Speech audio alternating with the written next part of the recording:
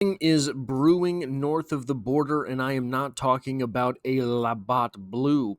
I have been extremely interested in all of the goings on in Canada the past little while, I thought, but it turns out this is something much deeper than what I had known. So today, what I'm going to do is go over where this started, where this is at, where it comes from, and then talk about some kind of numbers and speculation analysis, things like that at the end of things.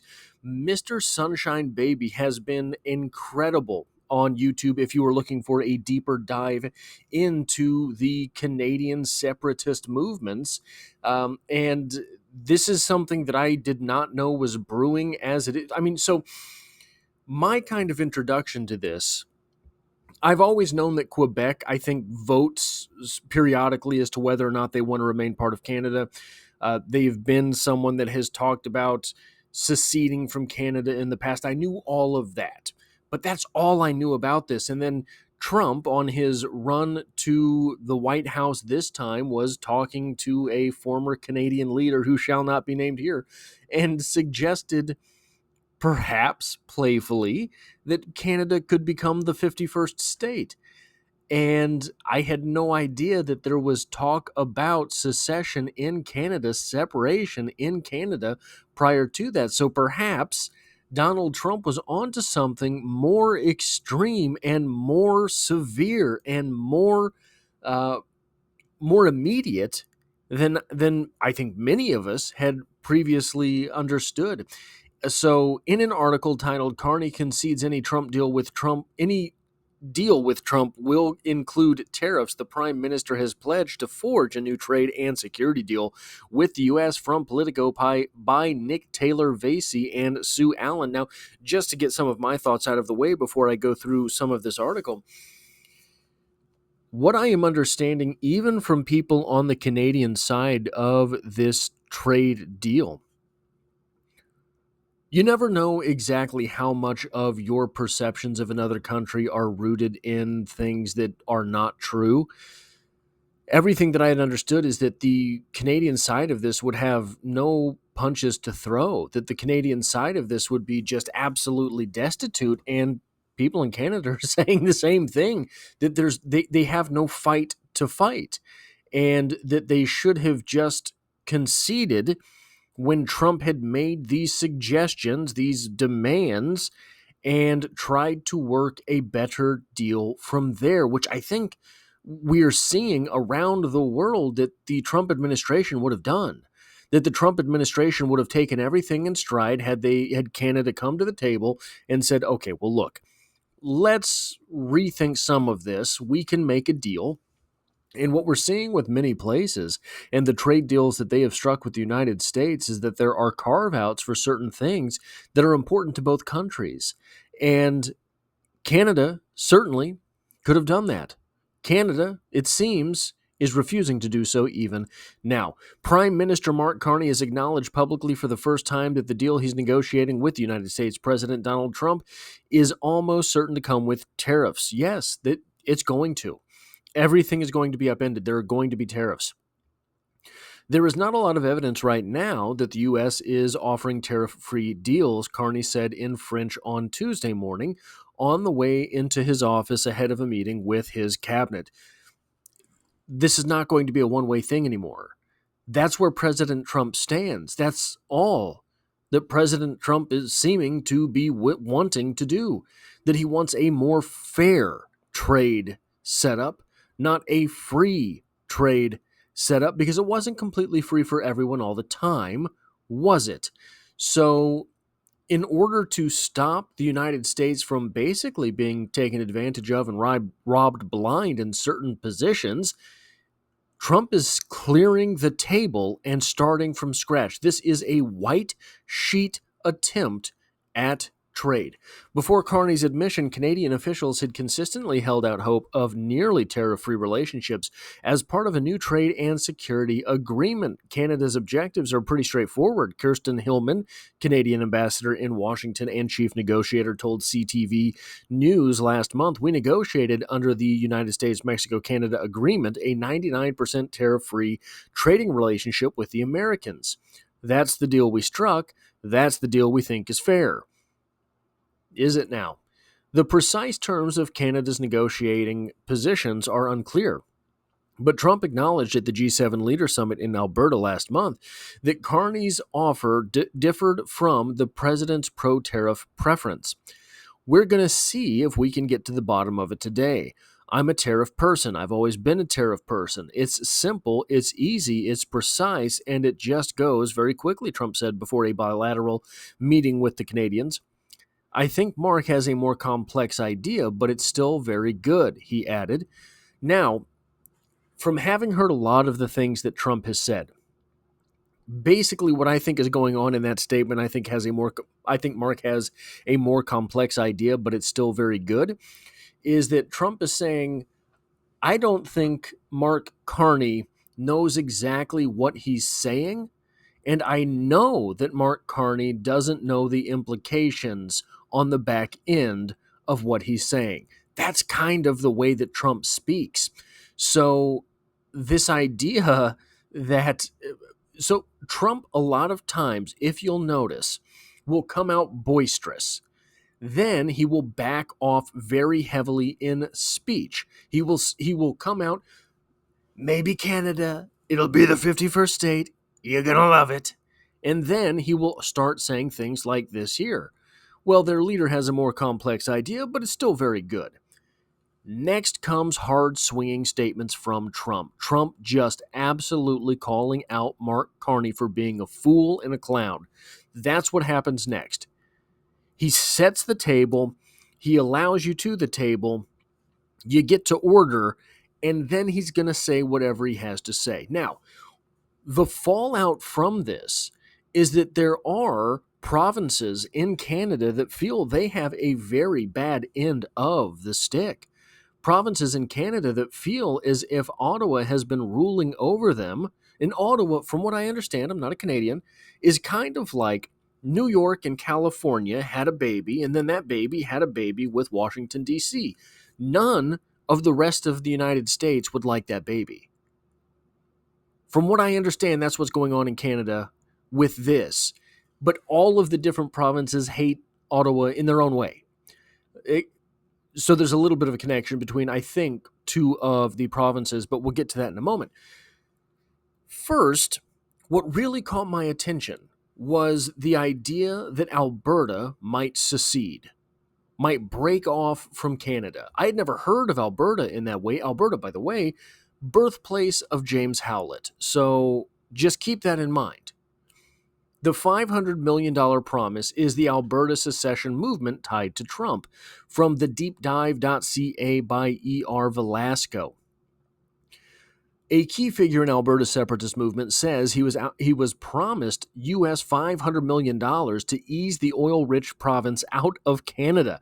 Dennis Modry, former CEO of the Alberta Prosperity Project, told supporters that senior U.S. administrative officials, just a couple steps away from the president, opened an April meeting in Washington by declaring they recognize and support Alberta becoming a sovereign nation for the first time. If this is true, and I have no idea who Mr. Modry is, I have no idea what really the Alberta Prosperity Project is. But if this is true, this is explosive. Modry claims that the official sketched out a transition loan that he would only draw down as necessary as they work with the U.S. to transition from a province to a country, alongside a one-for-one currency swap in which Washington would take every Alberta citizen's Canadian dollar and exchange it for $1. That would be insane. That would be an absolutely insane thing to have happen, and it would not be for Alberta to become a country. that would lend itself much more directly to Alberta becoming a state. This is a very serious revelation. People have been wondering, this is from Gil McGowan, people have been wondering who has been bankrolling Alberta separatists. It looks like there's a MAGA connection. Trump officials are said to have promised $500 million to help transition Alberta to the 51st state.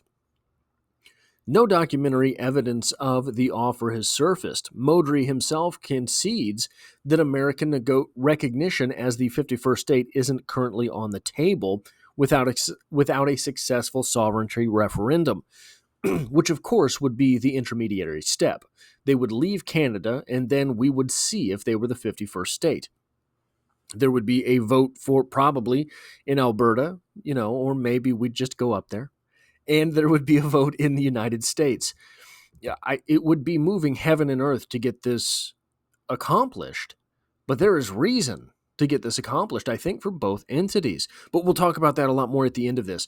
The remarks came at a mid-June rally in Red Deer, sponsored by the America Fund, an outfit openly lobbying for Alberta to join the United States. Organizers praised President Donald Trump's deportation record and held up immigration and customs enforcement as the model for an independent Alberta's border policy. Speakers at the rally framed mass immigration, not Ottawa's energy policy, as the existential threat. Take Back Alberta founder David Parker warned that current intake levels will turn Canada into a failed state, while Alberta Republican leader Cameron Davies blasted Premier Danielle Smith's plan to grow Red Deer's population as leftist agenda policy. There's a lot of leftist agenda policy in the United States as well if you are an Albertan watching this and hoping to become the 51st state. Smith, who once branded separatism not on my radar, has lately echoed U.S. Republican talking points on immigration and federal overreach. Modry reportedly told that Smith said she would get out in front of the movement within 6 months. We're going to give her 6 months, but I left her with this thought, Modry allegedly said, as recorded by Rebel News. You can win with us. You can't win without us. So Alberta, as I understand it, is a very financially well-off and responsible province. So kind of the way that I am learning to think of Alberta, they're snow Texans. It's kind of Texas up north. They're Texas, but with coats. Okay, that's the way I am. Right? If I'm wrong, please let me know. But that's the way I am learning to think of Alberta. Then it's not just Alberta that is on this train. There are several provinces here. And the most immediate after Alberta is Saskatchewan. And we have the following, an article titled, Mo declines to condemn separatist supporters who are having discussions about province's future. I'm not going to be condemning individuals that are having discussions about the future of their province and the future of our nation. From the Star Phoenix by Michael Joel Hansen. Saskatchewan's premier says he won't condemn a group that is campaigning for a separation referendum in the province, with the opposition NDP calling Scott Moe's silence deafening. On Sunday, the first of 15 planned town halls in communities across Saskatchewan was hosted in Saskatoon by Unified Grassroots, a group founded by right-wing influencer Nadine Ness. Among those in attendance was Mitch Sylvester, CEO of the Alberta Prosperity Project. That group is proposing a referendum question in Alberta that asks if voters agree that the province of Alberta shall become a sovereign country and cease to be a province of Canada. The NDP, urging Moe and the provincial government to speak out against the separatists, said multiple slides shown at Sunday's town hall call for the same referendum question in Saskatchewan. Unified Grassroots recently launched a petition to hold a sovereignty referendum that has garnered more than 4,000 signatures. For the petition to be successful, it must generate the signatures of around 125,000 adult residents. I'm not going to be condemning individuals that are having discussions about the future of their province and the future of our nation, Moe said on Tuesday in Saskatoon. I would say that the reason there's any of the alienation, maybe Saskatchewan and other residents might be feeling is its responsive feelings due to some pretty detrimental policies that have been put in place. Now, unconsulted policies by the federal government for over a decade. What I understand is most to blame here is that Ottawa is super leftist. Saskatchewan and Alberta are more moderately right. Like, they're not far right, they're not extreme right. They're just sort of on the right end of today's politics, like slightly right of center. They want better energy policies. And I don't even know if they would be considered right wing in the United States. I don't know if they would be considered a red state in the United States. I think that the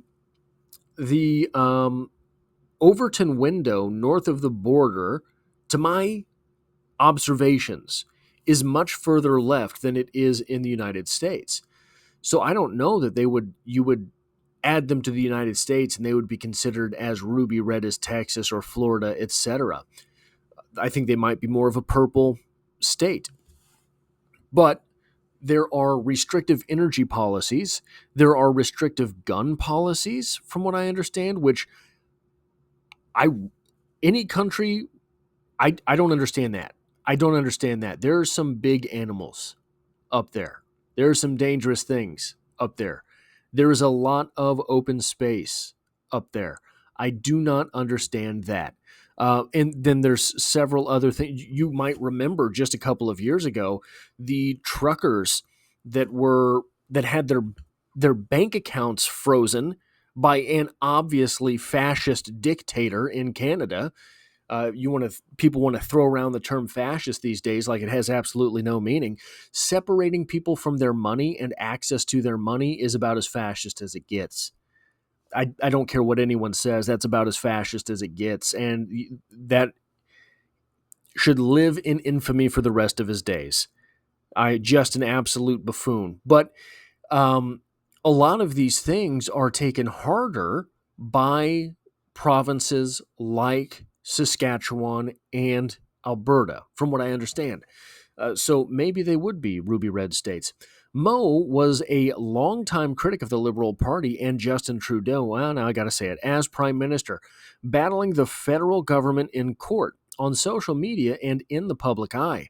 Mo this week said there is an opportunity with Prime Minister Mark Carney to change course with respect to some of these policies, to change course in how they enact these policies, consult with the provinces, consult with the people, so that we don't have this feeling of alienation in Saskatchewan and other areas of Canada. We're getting to this very soon here. So if you're hearing that word alienation and thinking, why are they using that word? We're getting there very quickly.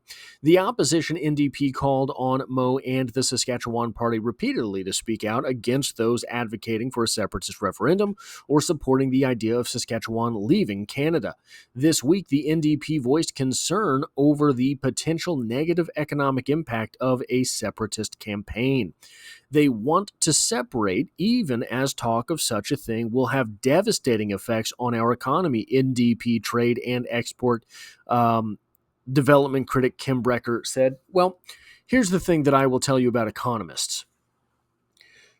We've heard a lot from economists in the United States over the past couple of years, over the past 4 years, over the past 6 years, over the past 12 years, and they've been wrong every step of the way. Economists led us into the great financial crash of 2008.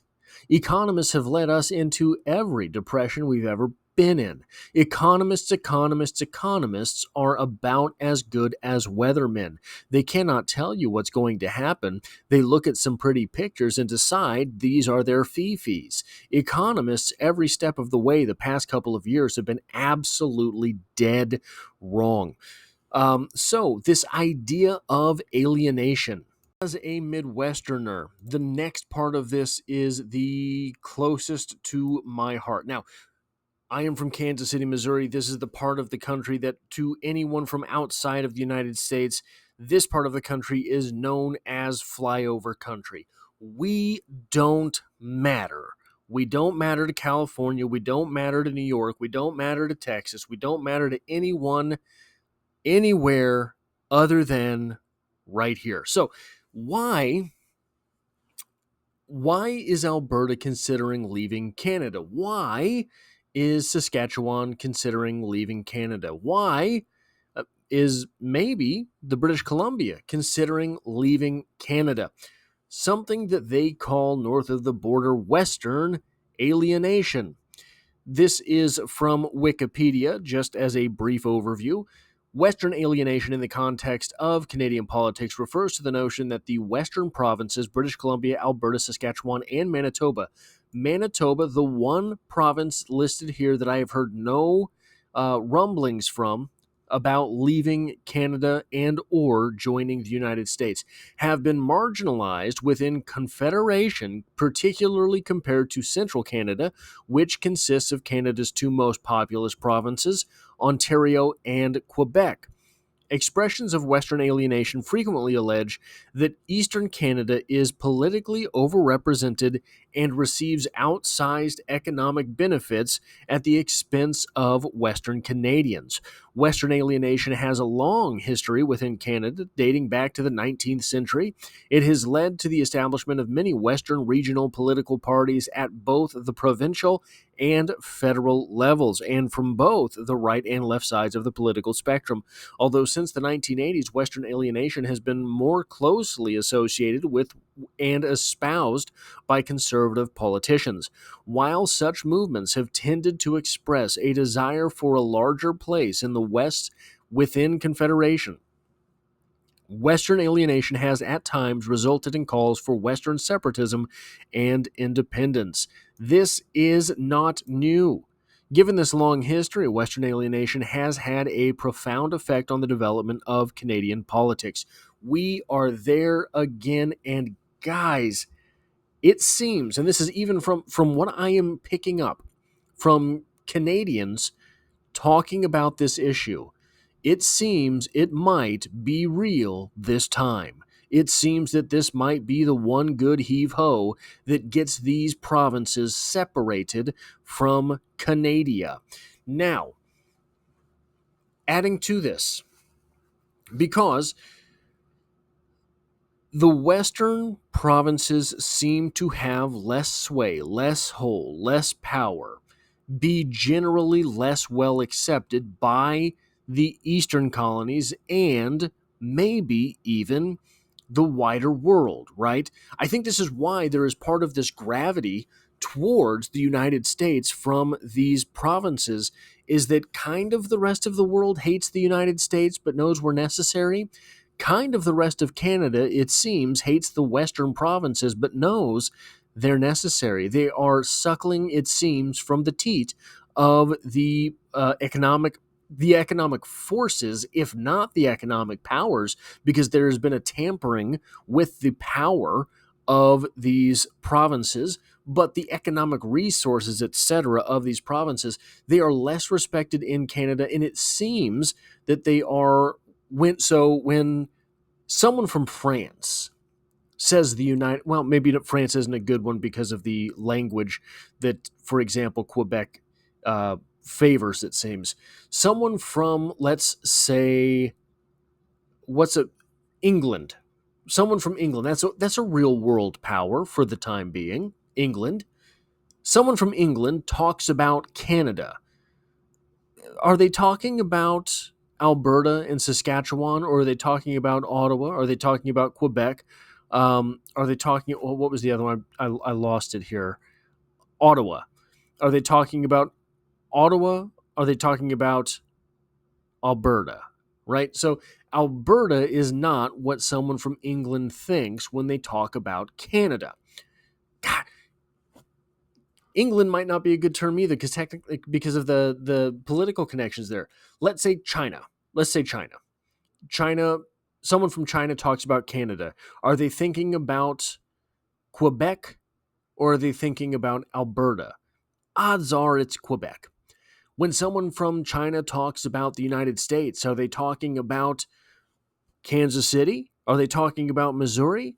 Or are they talking about New York, Texas, and California? Probably it's New York, Texas, and California.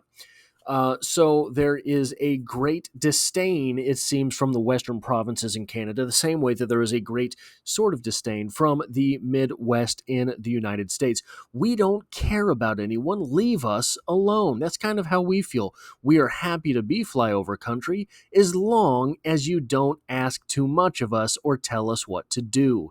It seems that is the general attitude of Alberta, Saskatchewan, etc., except that they're trying too much to tell them what to do, right? That, it seems, is the real disconnect there. But it's not just Alberta right now. It's not just Saskatchewan right now. It's not just questionably British Columbia right now. No, what is making this even more dangerous for a connected and whole Canada is the fact that it is Quebec as well. It's always kind of been Quebec. But it would be really nice for the powers that be in Canada if right now Quebec would just shut up. But they're not. And they're speaking French. Andre Pratt, PQ, by-election victory heralds the return of Quebec separatism, from Yahoo News/National Post by Andre Pratt. After the past provincial election in Quebec 3 years ago, the Parti Québécois was nearly left for dead. With only 3 members in the 125-seat National Assembly and a lowly 14.6% of the votes. How things have changed since. Monday evening, the PQ won a third by-election in a row by a wide margin, despite their candidate facing strong opposition from the leader of the Quebec Conservative Party. This reminds me of the Parti Québécois of the 1970s, stated Péquiste leader Paul Saint-Pierre Plamondon. Indeed, leading in the polls for several months now, the Sovereigntist Party has clearly become the alternative to the unpopular government led by François Legault. Now, just to finish this up, my thoughts here. What's going on? Well, number one, because we've talked in this video and there's been talk broadly about Alberta and Saskatchewan and the British Columbia becoming members of the United States. There's talk right now about Quebec leaving Canada as well. I don't think there is any chance that Quebec would join the United States. I think they would form their own European-type nation. I just want to put that out there first and foremost. I think Quebec is off the table for anyone except Quebec. The most interesting outcome of this, from my point of view, would be Alberta, Saskatchewan, and maybe the British Columbia create their own country. They become a country, Alberta, Columbia, whatever they want to call themselves. I have no idea. There's nothing funny to do with the letters there, but whatever they decided to do, I'm sure it would be very interesting, and it seems, because of something that we'll talk about a little bit later, that they would have the tools to do so. It seems they would be able to stand on their feet. The second most interesting outcome is that they form their own countries. They become 3 independent countries. Canada then would seemingly become 5 countries. The remaining Canadian provinces, Alberta, Saskatchewan, British Columbia, and Quebec. That would be the second most interesting outcome, because I don't know that all 3 of those provinces would be able to stand on their own. I think probably they would be, because I think maybe they would be, because they would not force or would not face the potential of being invaded, right? There's not going to be any violence in this hemisphere, no real violence in this hemisphere, no governmental violence in this hemisphere. But it's possible that, or on this continent, I suppose I should say, no governmental violence on this continent. The United States isn't going to invade. I doubt Canada. I doubt this would be well, maybe I just don't know. Maybe I'm just speaking absolutely blindly here, that there would be a revolution or a civil war as there was in the United States. My rooting interest, however, is that as an American, these three Western territories would become states. That would be incredible if you ask me. We would be living through history, right? And let's look at that. So here are the United States ranked by GDP per capita. I just have through 15 here, but you'll see New York is number 1 at $117,332 per person in gross domestic product. Why do I bring that up? Well, Alberta, this is from Wikipedia. Alberta has a GDP of $101,818,000, and that appears to be in American dollars, because the other provinces that I have pulled up do actually list this in Canadian dollars. So should Alberta become a state, they would immediately slot in right here at 5, below New York, Massachusetts, Washington, and California, above Connecticut, Delaware, and North Dakota. By the way, Delaware about to have some problems because of Mr. Elon Musk and what they tried to do to him out there. So just keep that in mind, meaning that Alberta would be a pretty rich state immediately. Now, as for Alberta, they are home to 4.3 million people as of 2021. The estimate as of 2025, 4.9 million, which is a growth rate, right? We don't have a whole lot of growth rate by birth rate in the United States. This is a 255.5 thousand square mile area. Now you're going to have to learn miles, and you're going to have to learn miles and stuff. Okay, we're not doing all that conversion stuff here. Also, by the way, you won't have the Queen on your money. You're welcome. We're not accepting that here, although I do find them sometimes. Now, what would Alberta be bringing to the table as far as economy is concerned, besides that very large GDP per capita? They have oil, very large reserves of oil, crude oil. This is from ChatGPT, so we're going to go through some of these just for the sake of interest. Crude oil, natural gas, coal, and natural gas liquids. So this would be an absolute powerhouse as far as energy is concerned. You can see now why Donald Trump might be so interested in this with the turn. So one of the things that I cover on this channel is AI news. And one of the very, very big concerns with the AI revolution coming is whether or not the United States will have the power resources to maintain their place atop the AI race. That is the big question, especially as it takes so long to get permitting done for power plants in the United States, especially certain parts of the United States. Alberta becoming a state might really make things a little bit better. Now, just off the top right now, we're going to go over Alberta, we're going to go over Saskatchewan, we're going to go over the British Columbia in this fashion. If any of you guys can find some cobalt, if any of you guys can find some lithium to bring to the table, things will go much better the next couple of decades. Alberta also has limestone, salt, sulfur, sand, and gravel. These are maybe not as important as oil, gas, and coal, but these things are very useful from a construction standpoint. They are also a big agriculture province. Grains and oil seeds, cattle, pork, and poultry. You guys are looking better all the time. I said that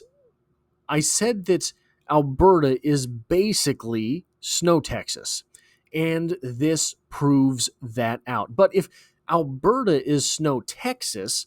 Well, guys, Saskatchewan might be snow Missouri.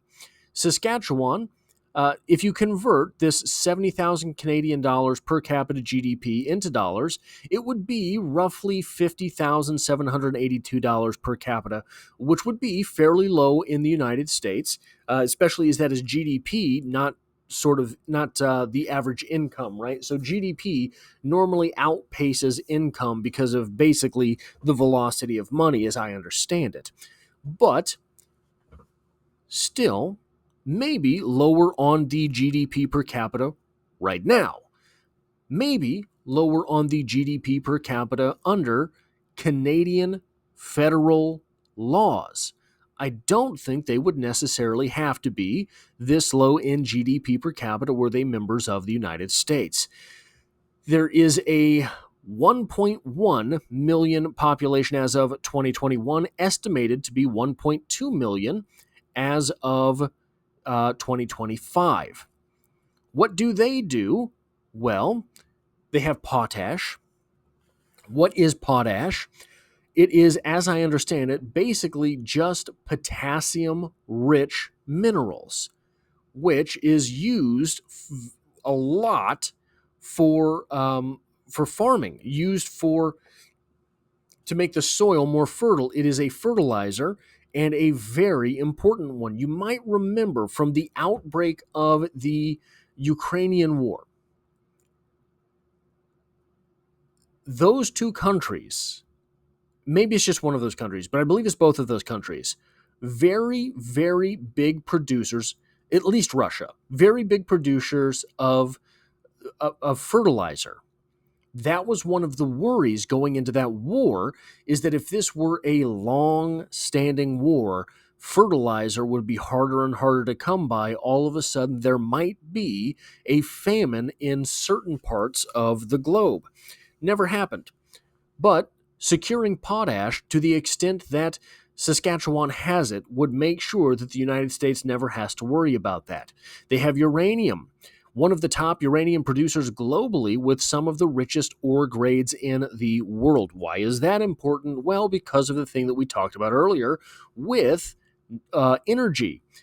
Energy is going to be the United States, at least, is going to need every electron that we can get our grubby little fingers on moving forward into the AI revolution.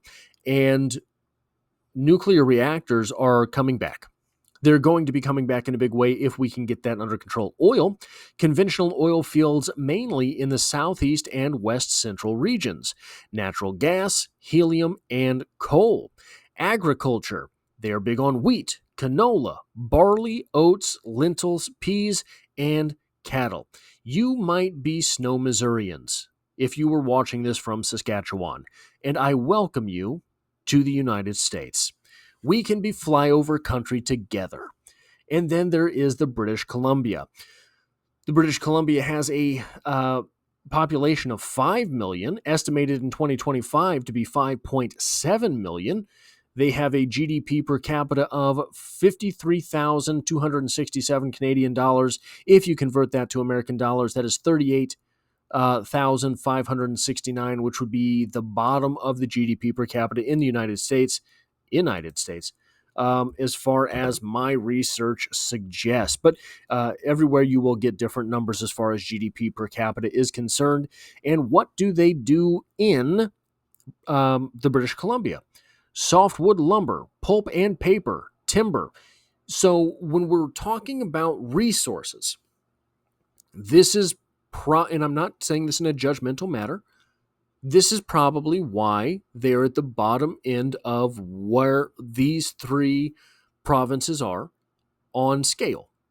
Because the number one thing there is forestry, which is included in the other two provinces, but not number one. In both of these other provinces, it was ranked so low, I just kind of didn't include it. But that is number one in the British Columbia. Here's the thing, guys. Come to the United States. We will give you a tech empire, okay? We'll get that GDP per capita up lickety-split.